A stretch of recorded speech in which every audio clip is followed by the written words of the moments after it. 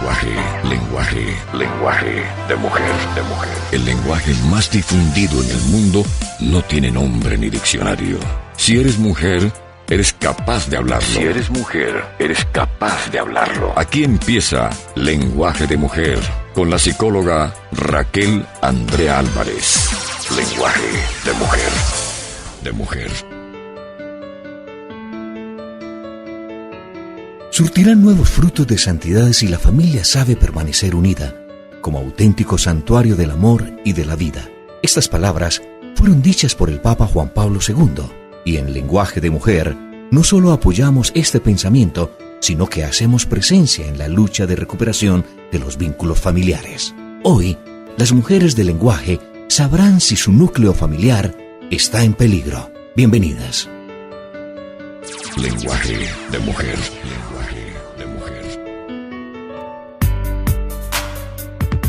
Hola, sean todas bienvenidas a su programa Lenguaje de Mujer.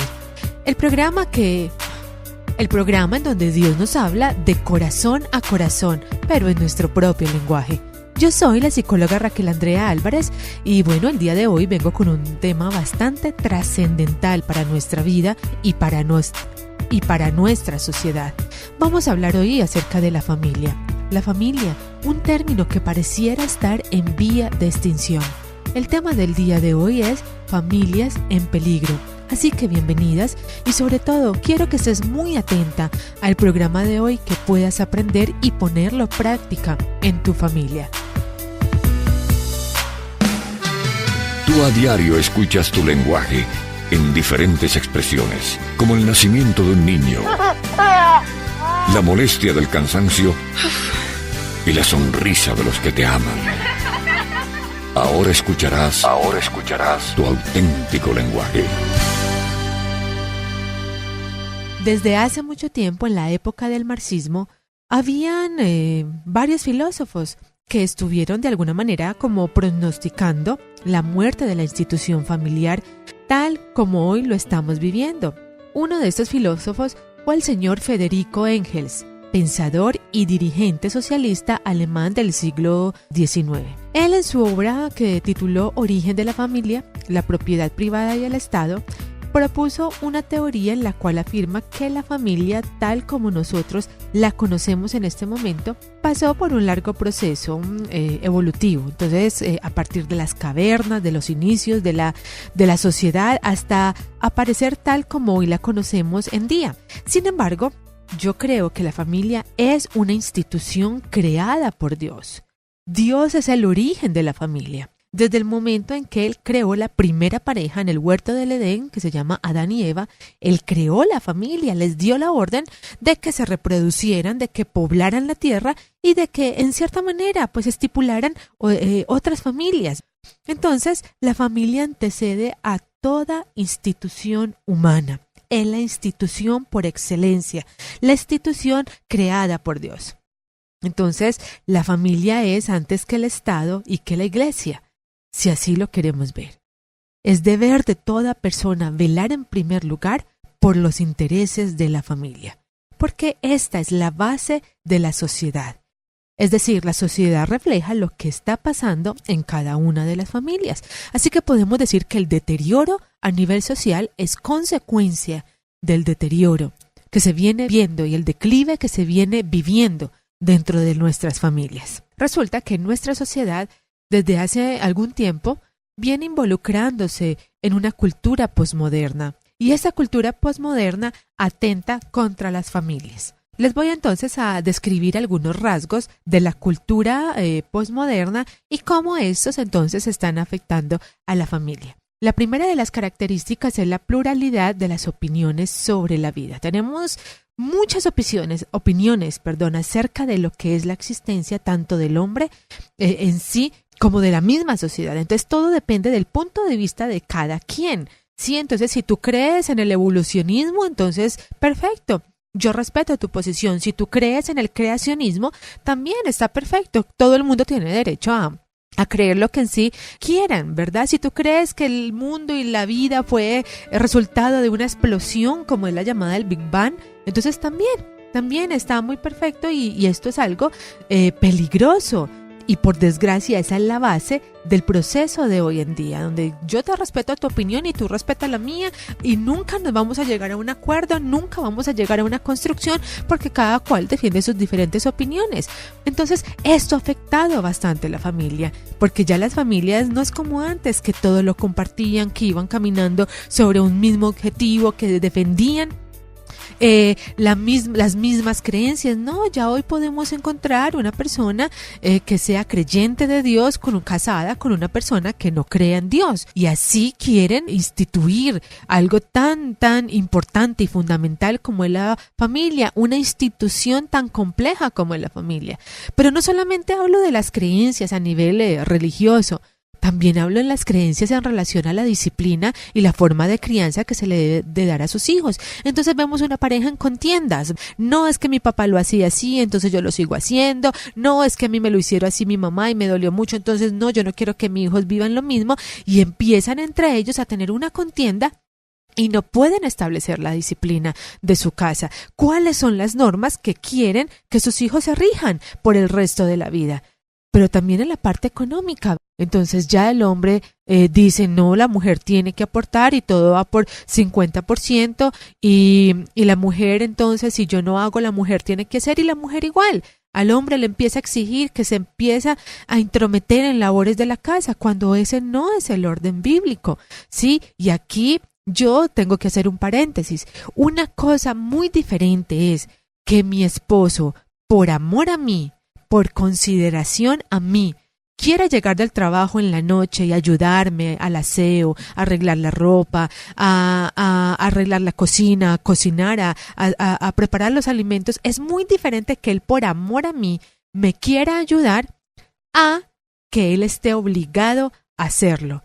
Igual en el caso de los varones, es muy diferente que la mujer quiera salir a trabajar y aportar económicamente para el hogar, porque quiere ayudarte, porque quiere aligerar la carga económica, a que ella lo tenga que hacer. El plan de Dios no fue ese. El plan de Dios era que la mujer trabajara, estuviera también en su casa, se hiciera cargo de todo lo que tiene que ver con la manutención del hogar, que no abandonara a sus hijos, y que el hombre estuviera por fuera de la casa trabajando. De hecho, cuando leemos el libro de Génesis, nos damos cuenta que él creó a Adán fuera de la casa. Él no lo creó en el Edén como nos creó a nosotras, ya cuando el Edén existía, cuando todo estaba en orden. Entonces sumió a Adán en un sueño profundo, y es ahí a donde nos crea, dentro del Edén. Adán lo crea por fuera de la casa. Entonces el origen de todo hombre es querer estar fuera de la casa, buscando la comida. Ahora, yo sé que la situación económica nos ha obligado a que las mujeres trabajemos y ayudemos con la manutención. Pero esto, dentro del plan de orden de Dios, no es, digamos, una obligación. El que tiene esta obligación es el hombre. Pero el hombre también, por amor y consideración a su esposa, porque así lo dice la Biblia, que la trate como un vaso más frágil y con mucho amor, entonces él puede ayudar a las mujeres en la manutención de la casa. Pero cuando hablo de la pluralidad, hablo de la diferencia de pensamientos y cómo esos nos dividen. Entonces ya empezamos a exigirle al hombre que tienen que ayudar a hacer, así usted no esté trabajando. Entonces no, es que yo me canso mucho con los niños, me canso mucho haciendo las cosas del hogar, y el hombre defiende su manera de pensar, y es muy difícil entonces ponerse de acuerdo. También está la subjetividad de la verdad, lo que también la cultura posmoderna ha llamado el relativismo. Entonces este relativismo, esta subjetividad, pertenecen a la filosofía que dice que la verdad no es algo absoluto, sino algo relativo. Entonces, si tú lo crees así, así lo sentiste, así lo viviste, bueno, esa es tu versión, es relativo, todo es relativo. Si decimos que Dios es importante en nuestra vida, pues eso depende, porque eso no es en una totalidad o en un 100%, eso depende de la persona. Si una persona es religiosa, entonces seguramente Dios es importante en la vida, pero si una persona es profesional, tiene otro tipo de dogmas, cree en otro tipo de dogmas, pues entonces no es tan relativo. Entonces, hoy le estamos dando todo al relativismo, donde no hay ninguna verdad absoluta. como nunca. Es importante que cada padre de familia conozca lo que la sociedad está diciendo y enseñando a sus hijos en la escuela, en la televisión y en otros medios de comunicación. Cosas que, por ejemplo, ya es muy normal que un niño adolescente de 13 años esté teniendo relaciones sexuales prematrimoniales. Y cuando vamos a dialogar con ellos, ellos inmediatamente contestan: es que eso es relativo, mamá o papá. O también cuando están hablando de las otras tendencias sexuales que vienen apareciendo, como el homosexualismo, el lesbianismo y bisexualismo. Entonces, cuando uno los empieza y los sienta a hablarles, empiezan a decirle: no, pero es que eso es relativo, hay varias tendencias y cada cual escoja por donde bien le parezca, pero resulta que eso no es así. También en esa cultura que ha contaminado grandemente a la familia, se cuestionan los valores absolutos. Entonces nos hemos vuelto escépticos frente a las situaciones. Ya Colombia quiere tener una legalización de las drogas psicoactivas. Ya no es un valor tan absoluto como hace 50 años encontrarnos a un joven o a una persona que quería consumir este tipo de sustancias. Ya hasta se ha peleado por la legalidad de ese tipo de sustancias. Entonces esos valores absolutos ya no son tan absolutos, sino más bien escépticos. Los valores son como ladrillos que forman la base moral de una sociedad. Necesitamos resguardar nuestros valores. Sin una base sólida, la casa se va a caer. Por ejemplo, hoy en día la definición de lo que es una familia ha cambiado a tal grado que existe una confusión muy grande. Antes todos aceptaban que la familia era formada por papá, por mamá y sus hijos. Hoy en día ya no es así. La familia moderna puede ser hasta dos homosexuales que deciden tener hijos o adoptarlos. Y la familia ya no necesariamente tiene que ser papá, mamá e hijos. Ya puede ser la mamá con su novio, tú que eres mi hijo, más los hijos de mi novio. Lo que se definía como familia hace algunos años ya no cuenta. ¿Por qué? Porque la moralidad, los valores de nuestra sociedad han cambiado. Otra de esas características por la cual la familia está en vía de extinción es la pérdida de una norma de conciencia moral. Ya no es como antes, que enseñábamos a nuestros hijos acerca de los sacramentos, acerca de lo importante de ir a la iglesia, acerca de lo importante que era obedecer a Dios, cumplir los mandamientos, de mantener una comunicación constante y libre con nuestro Dios. Alguien ha dicho: tenemos un problema de un hoyo en el ozono moral. Esta analogía tiene que ver con la capa de ozono de la atmósfera que nos protege de los rayos peligrosos del sol y que además, pues, como todos sabemos, causan cáncer en la piel. Lo mismo ocurre en cuanto a nuestras normas de moralidad, que han sido una capa de protección al género humano. Dios nos dio sus leyes sagradas para nuestra protección, pero como siempre, el hombre piensa que es más sabio que Dios. Y estas normas las empieza a reemplazar y terminamos siendo víctimas de nuestra propia sabiduría. Otra de estas características es la primacía de la experiencia, es decir, donde prima lo sensorial, donde prima lo emocional y lo estético.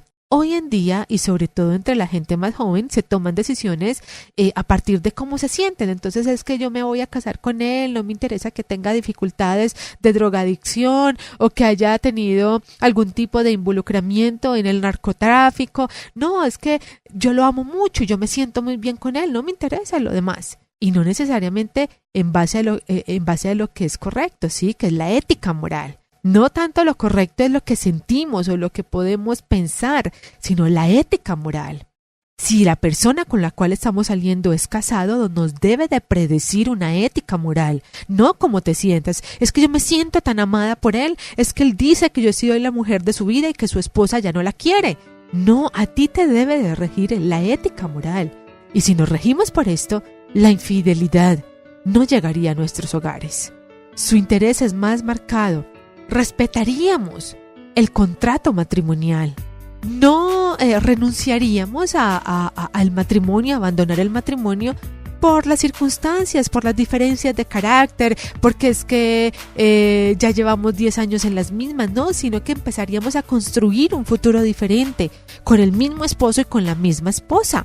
Pero como prima lo que sentimos, las emociones del momento, tengo rabia, tengo dolor, me hizo daño, no lo voy a perdonar, entonces mejor me divorcio. También, dentro de estas características, está la pérdida de la fe en Dios. La cultura posmoderna nos ha conllevado a una pérdida en las creencias en nuestro Dios. Las estadísticas nos dicen que la mayoría de la gente cree en Dios. Claro que sí. Asisten a iglesias, a grupos, dicen creer en Dios y aún más hablan de su religión. Pero la mayoría no practican su creencia en un lugar público ni en el hogar. Yo siempre le tengo que decir a las personas que me visitan en mi consultorio, si tú dices ser cristiano, es porque tú sigues a Cristo. Ser cristiano no es la diferenciación entre la religión católica y la religión evangélica. Ambos creemos en Cristo. La religión católica cree que Jesucristo es su Salvador, ¿verdad? Ser cristianos es imitar el estilo de vida que Cristo nos enseñó a vivir acá en la tierra. Si tú imitas a Jesús, tú eres cristiano. Pero muchas personas se llenan la boca diciendo es que yo soy cristiano. Yo asisto a una iglesia cristiana, yo soy católico y creo en Cristo. Pero cuando uno va a ver su vida, resulta que en ningún momento aparecen visos de seguir a Cristo. Son infieles, mentirosos, son malgeniados, insolentes, maldicientes, agresivos. Y han renunciado y pisoteado el nombre de Cristo. Porque si tú dices ser cristiano, es porque te pareces a Cristo. Hasta aquí entonces hemos visto las características de la familia de hoy. Una familia que en cierta manera ha sido contaminada por la cultura posmoderna.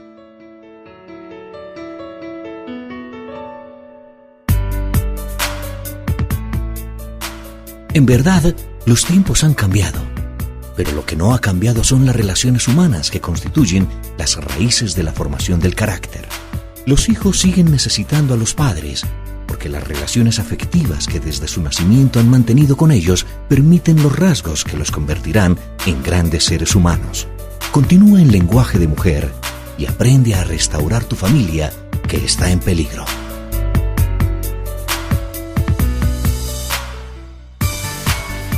Lenguaje de mujer. Bueno, y hasta el momento yo he venido describiendo acerca de cómo la familia empieza un estado de vía de extinción. Ya las familias antiguas y aún en la misma definición se viene extinguiendo y se han adoptado nuevas posturas acerca de esta institución sagrada. Y todo esto es por la contaminación de la cultura posmoderna. Cómo ha cambiado la cosmovisión de lo que es la familia, las relaciones intrafamiliares, la duración del tiempo. Antes el matrimonio y la familia era para toda la vida. Hoy todo es relativo. Si podemos convivir, seguimos. Y si no, entonces lo más probable es que lleguemos a un divorcio. Entonces, la pregunta aquí sería, ¿qué podemos hacer para proteger a la familia? ¿Cuáles son las estrategias que nosotros que conocemos de Dios, que decimos ser cristianos, ser católicos, tendríamos que establecer en nuestra vida para que la familia siga en la función de lo que es la voluntad de Dios, ¿verdad? Entonces debemos de reconocer y asumir algunos compromisos. El primer compromiso es el matrimonio por sí mismo. Los cónyuges deben asumir nuevamente el deseo de dedicarse el uno al otro y promover la fidelidad marital y la apertura a la vida. A esto me refiero es que cuando llegan los hijos, en muchas ocasiones los cónyuges pierden el norte del matrimonio, aún sabiendo que los hijos son parte importante del matrimonio y necesarios. Y dentro de la voluntad de Dios es que los matrimonios tengan hijos. Pero en ocasiones, cuando los hijos llegan a nuestro hogar, toda la atención se desbordan hacia ellos y se terminan olvidando de su esposo y de su esposa. Siempre en el matrimonio, la primera persona que debe de estar en nuestra escala es nuestro cónyuge, tu esposo o tu esposa. Y de ahí para adelante, los hijos, los sueños, los propósitos que han adquirido ambos. Entonces, los cónyuges deben asumir nuevamente el deseo de dedicarse el uno al otro. No permitir que la rutina llegue a sus vidas, no permitir que el ausentismo del padre en la casa o el ausentismo emocional de la madre, porque siempre está con los hijos, cuidando a los hijos, deterioren la relación de pareja y terminen en infidelidades. Terminan buscando amor y afecto por fuera. No, sino que esa atención, ese amor y ese afecto siempre lo puedan encontrar en ti, mujer, y en tu cónyuge. En segundo lugar, el compromiso que debes de asumir la familia es que se requiere de un compromiso mutuo, ¿sí? Es importante que reflexionemos sobre ello para poder encontrar así el tiempo necesario que permita a la familia estar juntos, comunicarse entre sí, confiar mutuamente, orar juntos, buscar la presencia de Dios de una manera unida. Entre la familia no deberían de existir secretos, dentro de la pareja no deberían de existir ningún tipo de tapujo o algo ahí como sobretapado. Entonces, la familia requiere de un compromiso mutuo. El otro compromiso es que la familia es el santuario de la vida. En ese sentido, el compromiso se dirige a la protección y proyección de la vida desde el momento de la concepción, complementándolo con una paternidad responsable. ¿Sí? Entonces, saber que si vamos a tener hijos, que si nuestra decisión es tener hijos, es porque nosotros le vamos a dar vida a ese hogar. Y darle vida a ese hogar significa dar atención, dar afecto, dar entrega, pero sobre todo, dar espiritualidad. Lo que hablábamos ahora. Retomar los valores de la familia, retomar la entrega de la familia, volver a esos tiempos donde ir a la iglesia no era si tú querías o una decisión propia, no era una obligación ir a la iglesia y todos vamos a ir a la iglesia y todos vamos a buscar de Dios y todos vamos a darle gracias a Dios antes de empezar a comer nuestros alimentos. En cuarto lugar, el compromiso que debe de hacer la familia para mantenerse es elegir el tipo de educación que consideran oportuna para sus hijos. Es así de sencillo como que ambos, la pareja se tiene que sentar a discutir bajo qué disciplina van a educar a sus hijos, partiendo de que la disciplina es una doctrina, un conjunto de ideas, un conjunto de normas. Entonces, ¿cómo los vamos a educar? ¿Cuáles son los valores y principios que le vamos a inculcar a ellos? Para que ambos hablen el mismo lenguaje, para que ninguno se contradiga. Ese compromiso debe existir dentro de la familia. Entonces, para este compromiso también es necesario rechazar la imposición de ideologías. Tantas cosas que nos dicen en los medios de comunicación, que no es bueno que a los niños le hagan esto, que no es bueno que los niños se corrijan de tal manera, que hay que dejarlos hacer pataleta, que hay que darles gusto a hacerlo. No. O sea, si Dios te entregó esos hijos es porque tú sabes cómo formarlos y cómo criarlos. Entonces tú, en tu mente y en tu corazón, tienes las ideas, las normas y doctrinas que debes de imponer en ellos, rechazando la imposición de las ideologías, de programas, de modelos o de métodos que despojan a los padres del derecho que tienen de ser agentes de educación de sus propios hijos. Por ejemplo, en el campo de la sexualidad, en el que el hogar es primeramente el lugar donde se enseña el testimonio de amor y el de proyecto de vida, y no es meramente biología pura, como los libros de texto gratuitos que le muestran las partes del cuerpo, las partes de la anatomía, cómo es la estructura del hombre, cómo es la estructura de la mujer. No, es papá y mamá los que tienen que infundir los valores en relación a la sexualidad. El quinto compromiso, de lograr que la familia sea un campo donde se dé la satisfacción de las necesidades vitales, es decir, que el trato personal, que sea una escuela de virtudes, una escuela de sociabilización, que en el hogar se encuentre el afecto, se encuentre la amistad, se encuentre la norma, se encuentre la autonomía, que el hogar sea el nacimiento de todo esto que necesita el ser humano para poder evolucionar. Y por último, es un compromiso de los matrimonios, dar un buen ejemplo, amor incondicional, ejercer la autoridad, lograr la comunicación interpersonal y saber motivar a sus hijos. Todos podemos hacer algo para que la familia sea lo que debe ser, lo que puede ser, lo que está llamada a ser. Con familias sanas el mundo se hace grande, se hace hermoso y sobre todo la paz de Dios va a atravesar varias estructuras, va a contagiar a nuestros vecinos. Pero sobre todo, con familias sanas, cada uno se siente seguro, respetado, amado por aquellos que viven a su lado, lo cual es siempre la mejor manera de comprometernos para ayudar y amar también a los que no son de la propia familia y que también necesitan recibir ese testimonio y el apoyo de quienes saben lo hermoso que es vivir enamorados en familia. Mujer, tú que en este momento quizás te encuentras renegando de tu familia, queriendo acabar con esa institución divina en la cual algún día tomaste la decisión de iniciar, escucha este programa. Pon a prueba tu voluntad y empieza a tomar decisiones, pero a favor de tu familia. No te canses, no tomes decisiones en relación a lo que estás sintiendo en este momento. Yo te invito a que tú, en algún momento del día, cierres tus ojos, vayas a un lugar a solas y hables con Dios, y que le digas: Señor, arregla mi familia. Te entrego mi familia, toma el control de mi familia, y yo me declaro un instrumento tuyo para salvar mi hogar. Señor, si necesito perdonar, dame esa capacidad de perdón.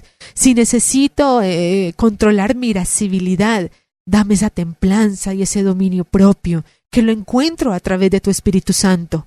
Dios puede salvar tu hogar. No eches en saco roto todos estos años que vienes luchando por tu hogar.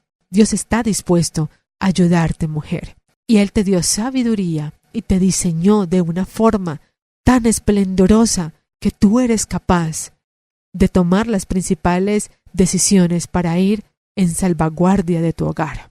Dios te bendiga, y mi deseo es que tu hogar sea un hogar ejemplar y que nuestros hijos sean la reserva moral de nuestro país. Por hoy me despido, deseando que pongas en práctica todo lo aprendido, porque si eres mujer, eres capaz de hablarlo. El maravilloso lenguaje de mujer. Hasta pronto. Lenguaje de mujer.